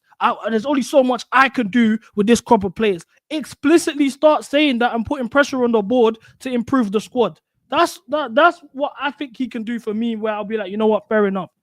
That's really it. Yeah, I'm with you. He's shown that he can do it now, so I would like to see him keep doing it. And like, there's a good opportunity in the next presser, just because he is going to get asked a question about what we're doing up top. And it's probably going to be Tyreek George or Neto, one or the other. But do you know what was so frustrating? Because he had an opportunity to call out the January window when Mark Gu got injured, when Jackson and Gu got injured in the same game. And he was like, oh, yeah, it was a shame because we never saw them getting injured on the last day of the window and all of this. But it's like, we knew we needed a striker prior to that window even starting. Before any of the injuries, we knew we wanted a striker. He should have said, ultimately, I wanted a striker. We didn't get a striker, and now we have to pay for it. But it seemed as though he made excuses for the board, which is frustrating. I really want a manager who can really call these guys out and have no choice but to do better things. I don't think we understand the amount of leverage Maresca actually has. I think if he called out the board, ultimately, even his biggest haters, majority of them, at the end of the day, the betterment of the club comes first. At the end of the day, we want the directors. And even Maresca's biggest haters know that the bigger evil is the sporting directors, and it is the owners. 100%. And I don't think there's no qualms in him calling out and asking for certain things, because then it goes down to a running theme. The previous two managers, Frank Lampard even said they need more experienced players. Pochettino said we need more experienced players. Now Maresca saying we need more experienced players. There's levels of experience between the three of them, but there's all run one concurrent theme, that we need experience. And if they get rid of him for asking for that, what sort of optics does that play for the rest of the fan base? They're going to look at that and say, wow. I don't think they're in a position of leverage, these directors, to say, oh, we're going to sack you because you're calling out, asking for experience. No. Just like they can't. They sacked Poch first into his first year. They can't sack Maresca after giving him a 5-year deal after they did that for Graham Potter 2 years as well. It would be the most unserious move they could make, which says a fucking lot with the way they've handled the last 3 years. That's why Maresca is so comfortable, and that's why I hear you. They can't sack you. They have to give you a second year. Just from an optics perspective, they have to keep Maresca. Otherwise, they look so trigger happy for a club that hasn't won anything under their reign and has just declined under them. So talk. Tell them what you need and be as vocal as possible about it. I'm with you. Like, now you've been here for a year, man. Like, it's not, oh, I'm in a big new job, I don't know how to act. You've been here enough now. You know what and one last thing, that I think we need to do is, if regardless of Champions League football or not, let's give Bowley back the keys for one more year and see what he can do. And I don't even like Bowley, but I do feel like he, in terms of his ambition, he was willing to pay wages. He was willing to go out there and get top players. You know what I'm saying? Obviously, his window, the first window he had under Thomas Tuchel, it was a bit, but we didn't really have no sporting model at the time. We give him the benefit of the doubt. Even that January window, when he was still in charge, the ambition was different. Now, I'm not saying the players he brought in, that's a completely different topic. But the ambition, the fact that I'm going to go out there and try to get the best. He was asking about Ronaldo, stuff like that. I saw Claude Makelele saying it this week, how when he used to talk to Roman said to him, Well, do you reckon you can get R9 on the phone and see if you want to come, or Roberto Carlos, or whatever? He was willing to bring the best of the best to Chelsea. And ultimately, I'm not saying, like, I'm not a Bowley guy, but Bowley, from what I've seen out of Igbali and Bowley, he's the closest thing. I'd rather you go out there and just drop the bread, because this penny pinching Igbali's doing, it don't sit right with me. This youth model, all of that, it clearly doesn't work. This is why there was a civil war, like they were talking about in October. If I had to pick one, I would have picked Bowley as well. I'm with you. He's shown that he's willing to bring experience and pay the wages that you need for that. Cool. If we had that last summer, we would have had Osimhen at Chelsea. We'd be sitting in second, and no one would be complaining. We'd all just be chilling. If we had Bowley last summer, he would have paid Olise his wages. He would have paid Osimhen his wages, and we're a better team. Now, I don't rate Bowley. Bowley has his own crimes. I've heard he's the guy that pulled the trigger on Tuchel. All of that stuff, agreed. Like, it is two cheeks of the same ass at the end of the day. I understand. But I'd rather have him than Igbali in charge, because at least ambition is there. That's for me. The ambition that we are showing. Like, look at the Nottingham Forest owner. Look at the ambition that he's showing. Look at the Newcastle ownership. Newcastle was inherited 19th in the league, when they were inherited. We was inherited as champions in the world. Within their first window, they already established their spine. They got Sven Botman, they got Bruno Guimaraes, they got Nick Pope, they got Kieran Trippier. That's window 1 in January, when they were inherited at 19th. Kept the manager. By the second window, they brought in Isak Tonali. That's already their core. What in window number 6? And we're still asking for experienced players. They've won a trophy already. They got Champions League football before us. They're about to get Champions League football again. Why, has a team that's been inherited at 19th place, languishing in relegation, their project is leapfrogging ours, who was inherited as champions of the world? These are the questions you need to ask. Nottingham Forest, for example, who were 17th in the league. Last season as well, they were a bit shaky, but the owner was willing to spend bread. He had Olympiacos win the Conference League last year or 2 years. They hoarded in players just to make it work. They did a complete overhaul. He's coming out on the pitch not happy of the fact that they almost bottled Champions League. You can say what you want to say about that in terms of optics, but I just see an owner with ambition. Our owner seems to be happy with cutting costs, keeping the wage bill low, and as long as we got guys buying the merch. And I'm a criminal in that as well, because I just love to rep Chelsea. I'm always wearing Chelsea. I need to stop doing that next year. If we don't get Champions League football, I'm not buying no Chelsea merch. But we're willing to buy the merch. We're going to go to games. We love Chelsea. You're a retro thing. Get the old kits. Yeah, that's what I was doing before. But this year, I don't know. I got a bit excited. I think because I was streaming, I just wanted different merch and whatever. But I'm going to stop doing that. Can't blame you. I had a good range. Yeah, man. Like, I'm honestly, I'm at a point now where we need to, if this stays the same next year, if this window now comes on in the transfer window comes in, and we don't address the issues in the squad that takes us to a point where we're like, yeah, we're competing, not another top 4 race, not all of this type of shit. Honestly, like we need to do something as a fan base, and whether that's protesting, whether that's calling these lot out more publicly, I don't know. But why does our ownership have less ambition than the Nottingham Forest and Newcastle? Stuff like that. Why are we year 4 of our project worried about not getting Champions League because we have no striker in the last 2 games of the season? Like, these things are serious issues.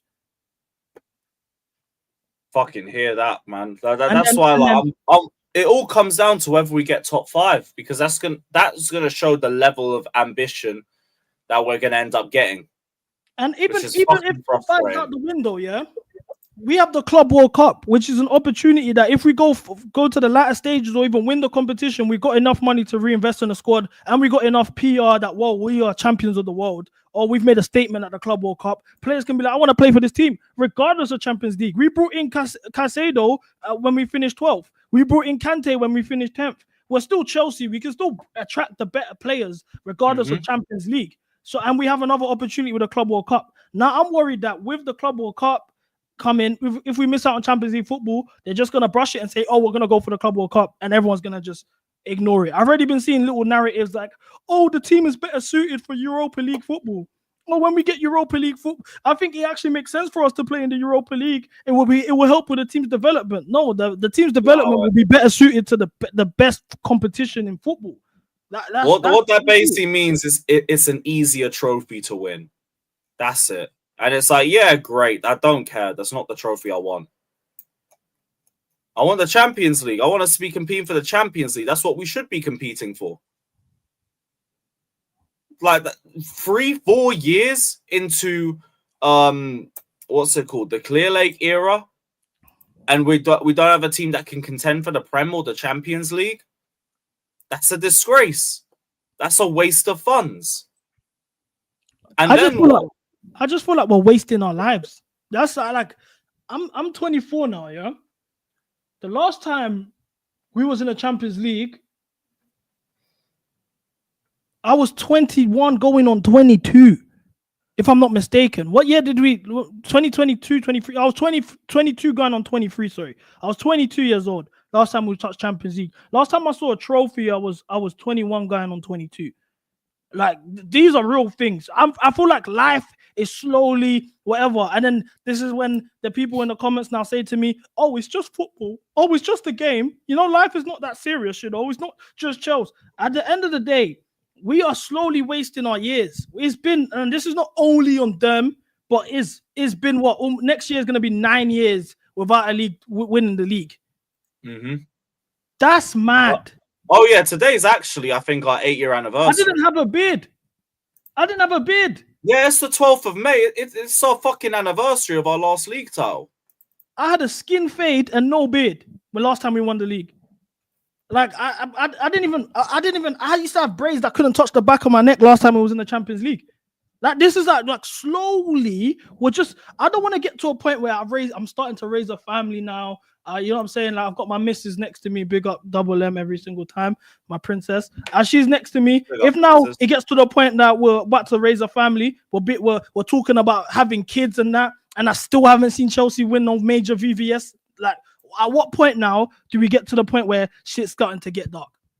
Like, at what point do we get worried? Or are we just going to be that team that just talks about the old days? I'm tired of arguing about Drogba and that, bro, and Lampard and shit. I'm tired. I want to talk about the now. I want guys that can win stuff now. I don't understand why I like everyone's so used. Oh, we're not the old Chelsea. Oh, we're not the old Chelsea. It doesn't matter. You need to let it go. I hate that line so much, man. Because I want to be the old Chelsea. And even the club robbed from us by the fucking government. And even still,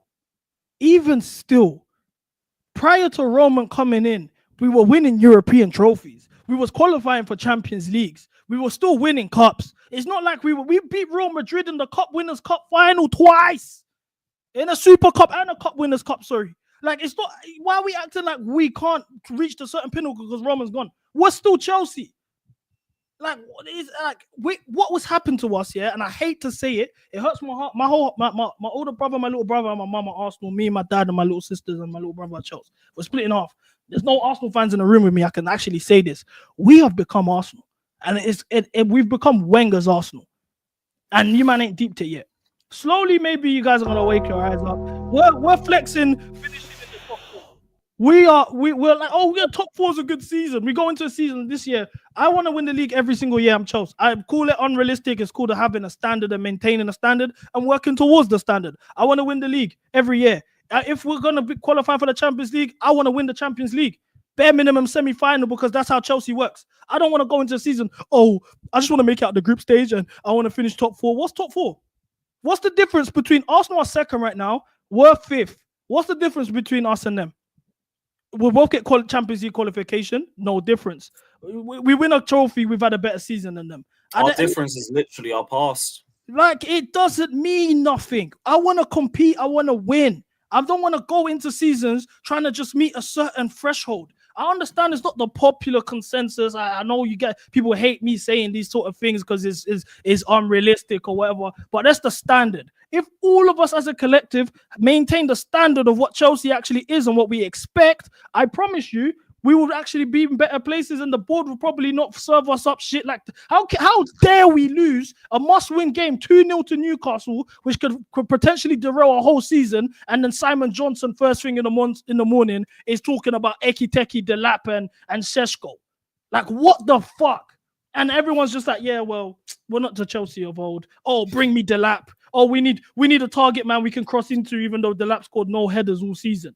I'm so frustrated with this stuff. I just want Chelsea to be back. That's why when we were second in the league, I was so happy. I shed a tear because I said, fuck, I'm recognizing we're finally back where we belong. And the majority of the fan base are all rallying around this club. But then they let us down again.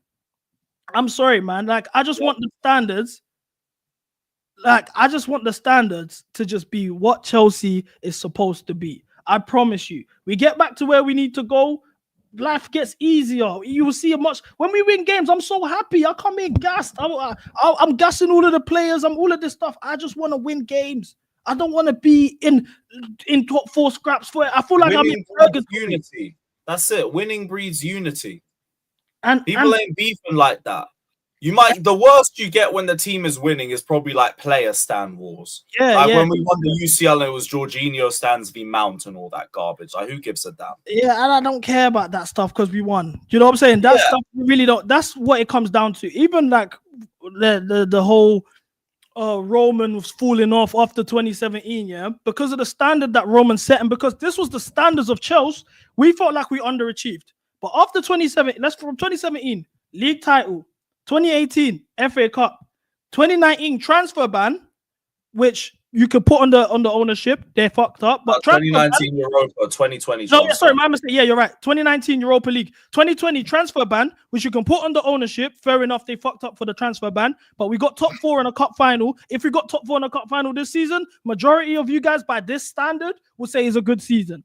When ultimately we was not proud of that. 2021 Champions League, 2022 Super Cup and Club World Cup. That is 6 years of Romans falling off, but because that was our and we were saying it weren't enough.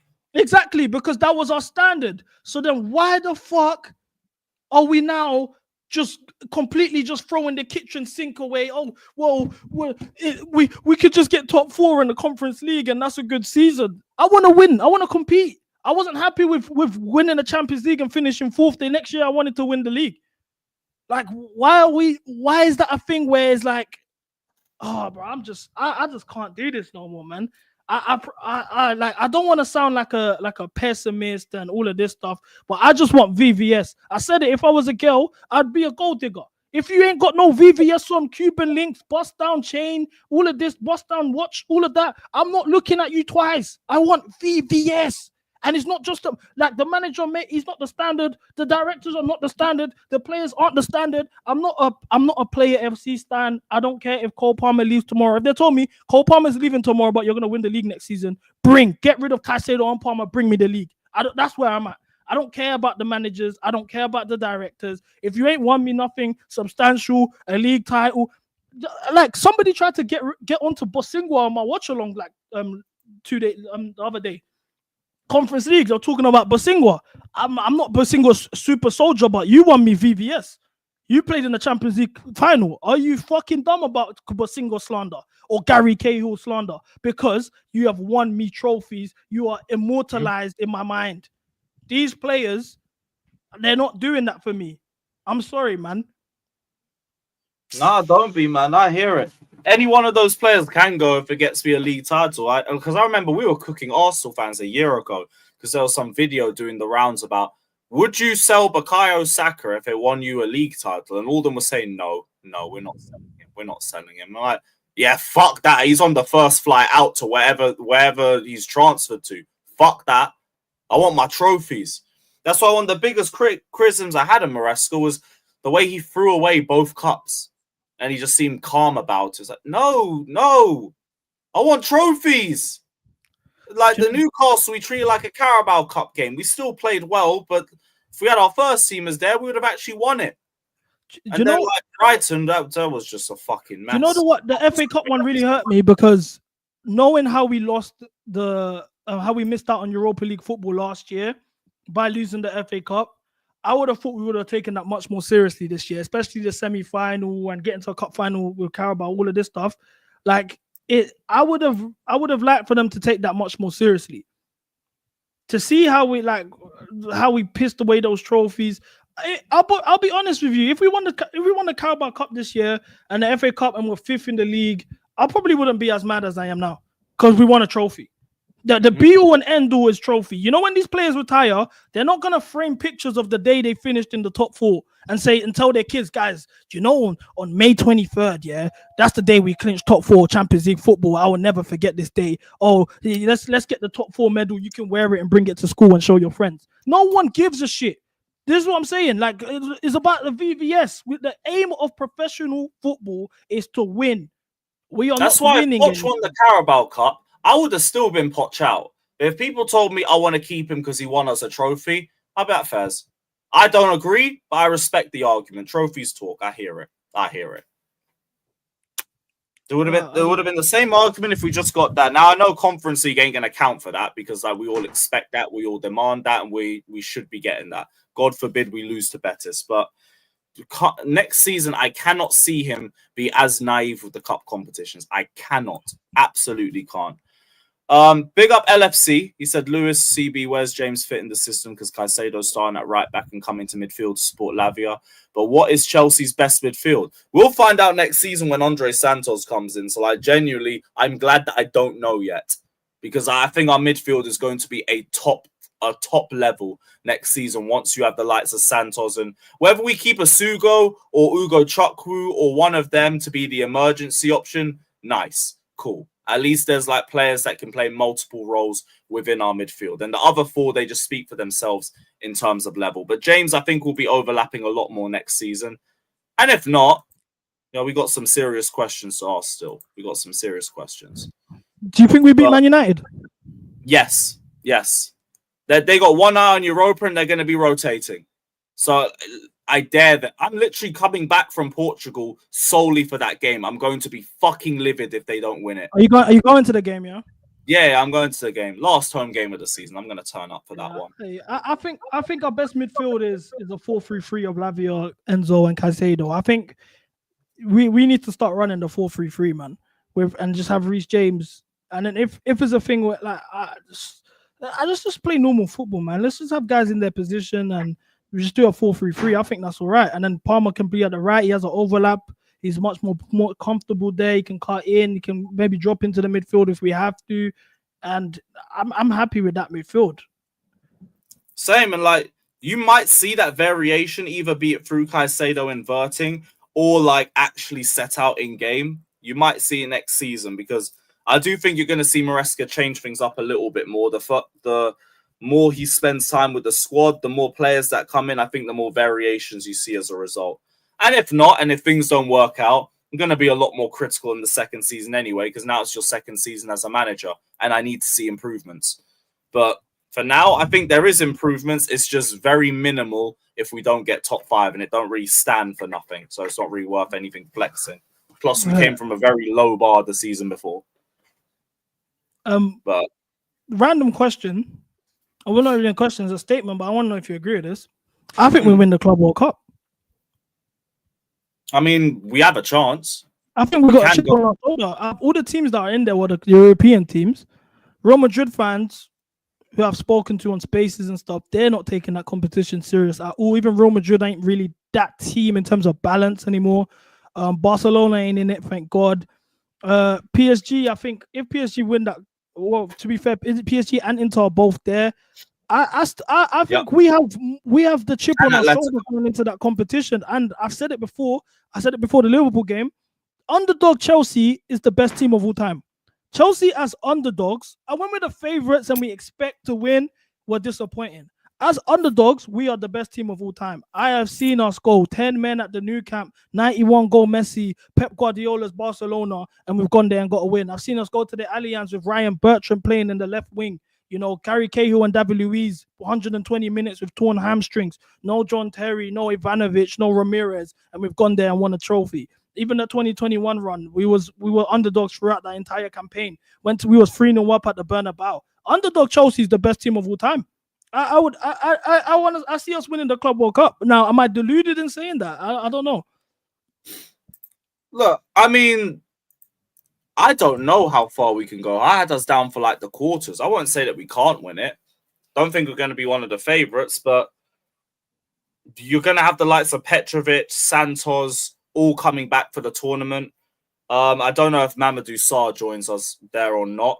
And also, we have 10 days to get in some transfers. And all that we're hearing is that there is going to be some early transfers with the Club World Cup in mind. So who knows? Maybe these motherfuckers show some standards and they bring in a statement signing in those 10 days. If that's the case, my hopes would really rise up. But for now, honestly, it's a game-by-game basis. I think we can get quarters right now, and everything from there, I just want to see who we're playing. I don't know, but we can win it. I won't say we can't. Definitely wouldn't say that, but I'm not going out there and like just immediately thinking that it's ours or that we're one of the favorites. Yeah, I need to see it. I really need to see it. I think I agree with what you said about we need to bring players in before the tournament for sure. Have to use those 10 days. It's literally opening early for us. If we fumble another opportunity, fuck them, man, innit? They ain't serious. They ain't fucking serious. You, man, though, big up every single one of you that's locked in. It's been a great chat with CB as always. Everybody, make sure you're subbed over there if you haven't done so already. I'd assume a lot of you guys have done so anyway. We're going to be back live at 6. We got Capital Conflict. Then it's A-listers. Then it's back again. And yeah, then I'm off to Portugal. And I'll just figure out what I'm doing from there for the next three days. But big up, everybody. Sub over to CB. And yeah, have a safe flight, Lewis, man. Yeah, same to you, man. Enjoy your trip as well, bro. Bless up. Care, bro. Big up, chat, man. Make Chelsea great again.